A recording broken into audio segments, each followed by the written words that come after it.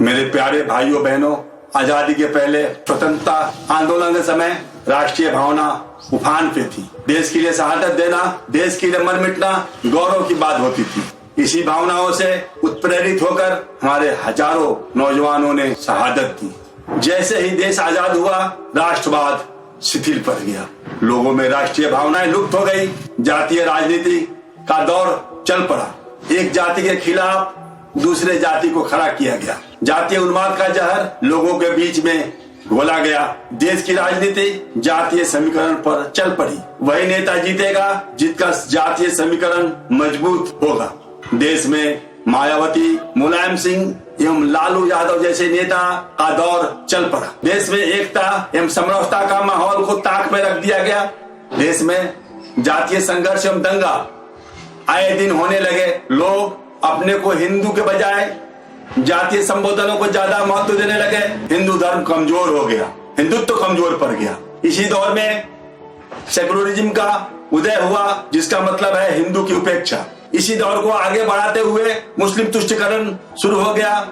मुसलमानों का वोट पाने के लिए ये नेतागण आए दिन हिंदुओं की उपेक्षा करने लगे। अपने ही देश में हिंदू सेकंड सिटीजन बनकर रह गया। मुसलमानों को विशेष सुविधाएं दी जाने लगी। जैसे अंग्रेजों ने इसी रास्ते पर चलकर देश का शासन किया, वैसे ही हमारे नेतागण हिंदुओं को खिलाफ मुसलमानों को लड़ाया। यही जीत और हार का कारण बनने लगा। नेतागण मुस्लिम तुष्टीकरण में अपने को सबसे ज्यादा सुरक्षित महसूस करने लगे, क्योंकि उनका एक वोट बैंक मजबूत हो जाता था। आरक्षण के माध्यम से जातीय उन्माद को और बढ़ाया गया। देश में आए दिन किसी न किसी कोने में आरक्षण आंदोलन चल पड़ा। इससे हमारा समाज पूरा विभक्त हो गया। देश के दो टुकड़े हुए, उससे कुछ भी नहीं सीखा। आज भी देश में ऐसे लोग काफी सक्रिय हैं जो जाति एवं धर्म का विष घोलना चाहते हैं। सरकार को ऐसे तत्वों के खिलाफ कठोर कार्रवाई करनी चाहिए, क्योंकि इससे देश की अखंडता खतरे में पड़ जाती है। आखिर आपसी ताना बाना टूटने के चलते ही देश का बंटवारा हुआ। हम किस दिशा में जा रहे हैं, हमको सोचना पड़ेगा। हम कितने देश के टुकड़े करेंगे? आपस में लड़कर किसका भला होगा? देश को आगे ले जाना है तो सबको एक सूत्र में बंधना पड़ेगा। मोदी जी का विजय जातीय समीकरण की हार के तौर पर देखा जा रहा है। राष्ट्रवाद के चलते मोदी जी का विजय हुआ। आगे भी यह राष्ट्रवाद चलता रहे और जातीय समीकरण पर हावी पड़े, इसके लिए व्यवस्था करनी पड़ेगी। सरकार को सोचना पड़ेगा कि जातीय समीकरण वाले नेता पुनः अपना सर न उठाएं। वस्तुतः जातीय समीकरण के नेतागण जाति के नाम पर केवल अपना स्वार्थ की सिद्धि किया। ये लोग पैसा जमा कर विदेशी बैंकों में रख लिया। सारे जातिगत नेता भ्रष्टाचार के शिकार हैं। सरकार को ऐसे नेताओं के प्रति सख्त होना पड़ेगा एवं ऐसे नेताओं की उपेक्षा करनी पड़ेगी।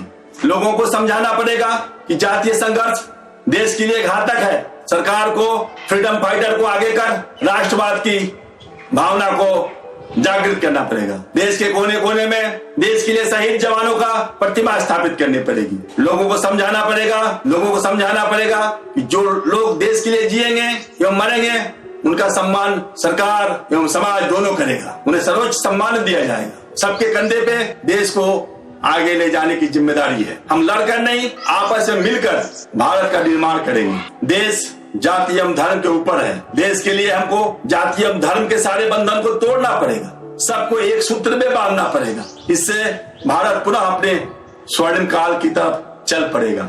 मोदी जी का विजय राष्ट्रीयता की जीत है, भारत की जनता की जीत है, 125 करोड़ भारतवासियों की जीत है। लोगों ने देश की रक्षा के लिए मोदी जी को आगे किया। लोगों को लग गया कि जातीय राजनीति करने वाले लोगों के हाथों हमारा देश सुरक्षित नहीं है। ये लोग अपने गद्दी के लिए पाकिस्तान की भाषा का इस्तेमाल करते हैं, देश के इंटरेस्ट के खिलाफ समझौता करते हैं, आतंकवादियों के हौसले बुलंद करते हैं। इसलिए जनता ने इन सारे नेताओं को पिछले इलेक्शन में परास्त कर दिया। लोगों में हीन भावना की जगह राष्ट्रीय भावना का उदय हो गया। लोग राष्ट्र प्रेम से जग गए। लोगों को लग गया आतंकवादियों को अगर कोई समूल से नाश कर सकता है, वो केवल मोदी ही कर सकते हैं। बाकी सारे नेताओं का ऐसा ना औकात है ना उनका चिंतन। सारे लोगों ने एक सूत्र में बंधकर मोदी जी का हाथ मजबूत किया ताकि देश सुरक्षित रह सके। और हम सुकून की सांस ले सकें। हमें देखना पड़ेगा कि आने वाले दिन में ये नेता पुनः अपना सर न उठाएं। इनको जड़ से काटना बहुत जरूरी है। देश की एकता, अखंडता से बढ़कर कुछ भी नहीं है। अगर देश सुरक्षित है तो हम भी सुरक्षित हैं। अगर देश खतरे में है तो हम भी खतरे में हैं। कोई भी व्यक्ति राष्ट्र के ऊपर नहीं हो सकता। आए दिन दंगा एवं जातीय संघर्ष का अंत हो गया। सब लोग एक सूत्र में प्यार के बंधन से बंध गए। जय हिंद, जय भारत।